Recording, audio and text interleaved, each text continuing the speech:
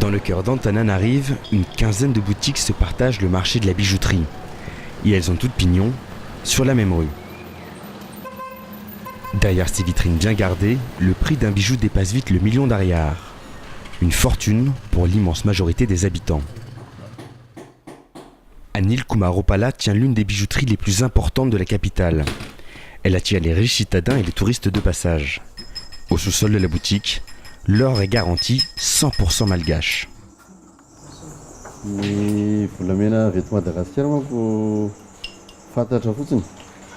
Ny hoe mahatarana anazy izy mbola matetika mbola poudre avy any. Chez Pala, on s'approvisionne auprès de revendeurs agréés. Pas question d'acheter de l'or ou des bijoux à la sauvette. C'est écrit noir sur blanc. Pourtant, quand on interroge le patriarche sur l'origine de son or, la réponse a de quoi surprendre.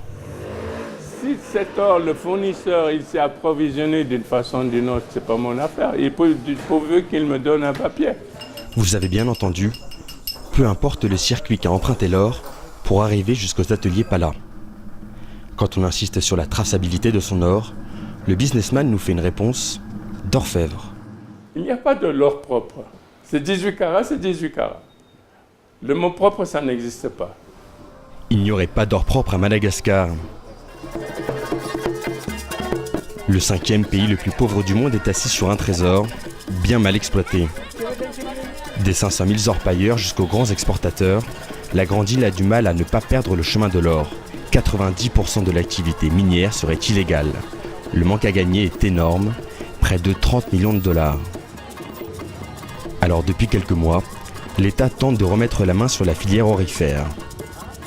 Fantatra hoe anatin'ny firy-taona no ahafahana mamafa tanteraka amin'izy fa efa natomboka daholo aloha ny asa tokony ahafahana mandeha ao anatin'izay lalana idirana amin'ny sehatry ny ara-dalàna ahafahana mahita ny traçabilité de l'or mba hisian'ny fampandrosoana ny Madagasikara zay. Pour comprendre cette économie parallèle, nous avons mené l'enquête en remontant la filière de l'or. Vous êtes pire que les policiers.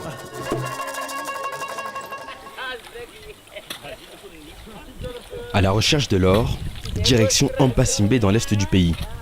Ils sont des milliers à tamiser le fond des rivières. Près de 40 kilos en sont extraits chaque année. Ce jour-là, la police des mines fait sa première descente au milieu des orpailleurs. La carte professionnelle est devenue obligatoire.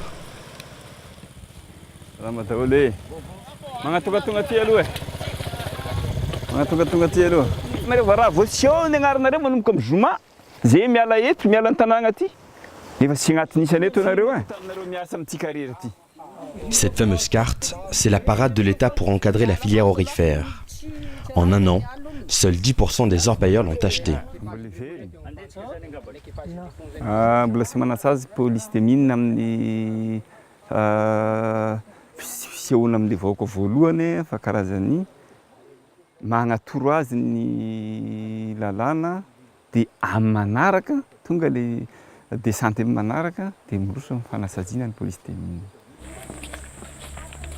Jean-Edmond Soul est orpailleur depuis 20 ans. Il vient tout juste de déclarer son activité.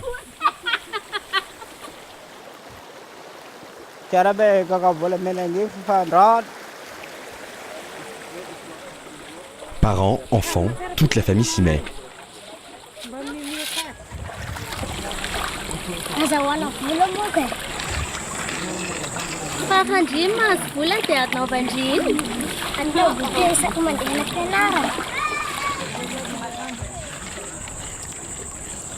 Aujourd'hui, ils rentreront en Corps-Bredouille.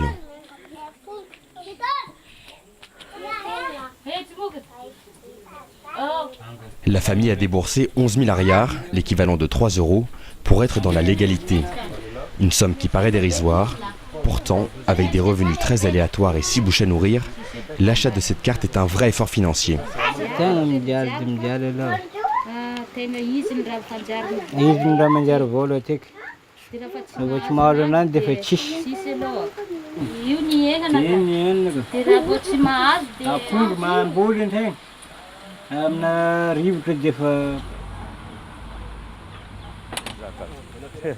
Pour le maire, le contrôle de la filière de l'or est une manne financière inespérée en l'absence de dotation de l'État.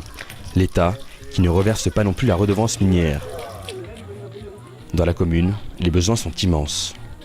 Le toerana anaovana poste avancé na gendarmerie zay hita fa tamina alalan'ny fanaovana karatra volamena no nafahana nanao an'izao zavatra izao. Cette construction aura coûté près de 300 € à la commune. Un premier investissement qui en appelle d'autres, comme le réaménagement de cet hôpital. Ka ny fanirinay zany raha tena mandeha tsara ty resaka fanaovana karatra volamena ty afaka zay manitatra kely an'ity trano ty zany atokana zany fa tsy mety angamba ny zavatra ohatr'izao naissance, ny marary, mipetraka ato daholo. L'édile a des projets plein la tête. Pour les réaliser, il dispose d'une cagnotte plus importante encore, les cartes des collecteurs. Ces acheteurs d'or payent 200 000 ariars directement à la mairie.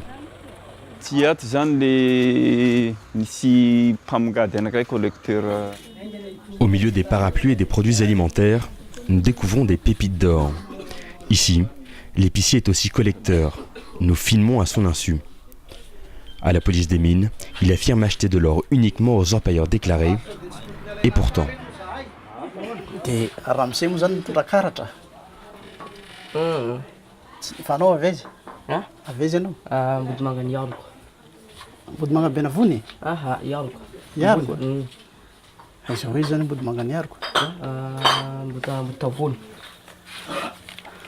Un petit écart avec la loi. Au tout début de la filière, les pépites sortent déjà du circuit formel. Des anomalies qui vont se multiplier lors de notre enquête.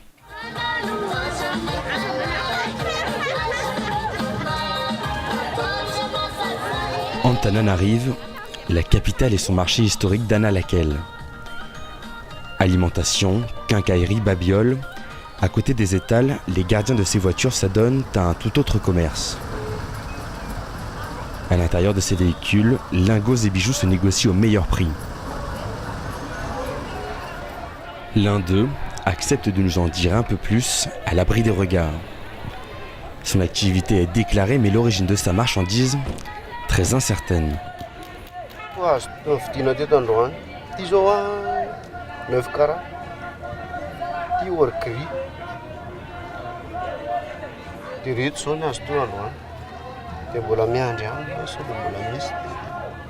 Donc l'or que vous vendez, il vient d'où?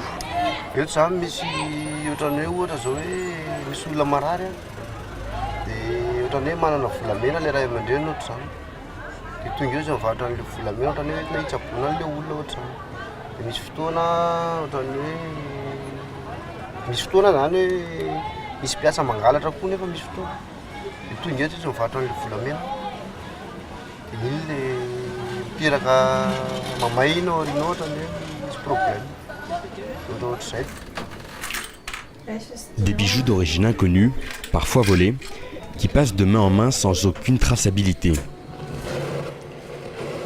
Une fois fondu, il est comme neuf, de l'or propre, du moins en apparence. Car l'activité est totalement légale. Ces collecteurs paient des taxes, possèdent même une autorisation du ministère des Mines, l'équivalent de 120 €. Par toute petite quantité, ils vendent ensuite leur or à un grand exportateur. Farafaratsiny 1 kilo zany no alefa makany andafy.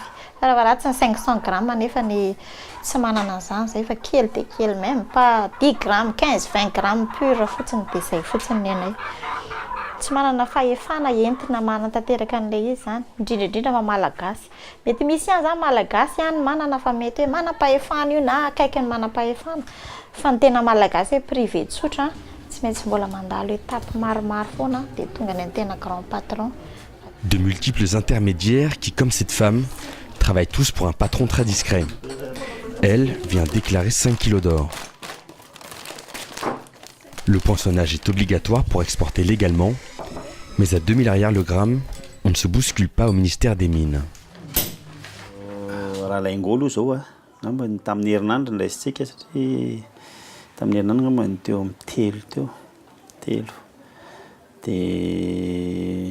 Misy koa le hitanao mitondra bijoux izy, testa kely mitondra bijoux izy na le bague nentina avy any de ngamany roa teo na koro. Des déclarations qui paraissent dérisoires. Dans le service d'à côté, au scellage, ce sont aujourd'hui 8 kilos qui vont partir pour Dubaï.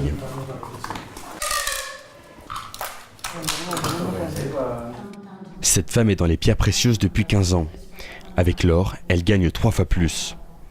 Pour ne pas attiser les convoitises, elle préfère l'anonymat devant notre caméra.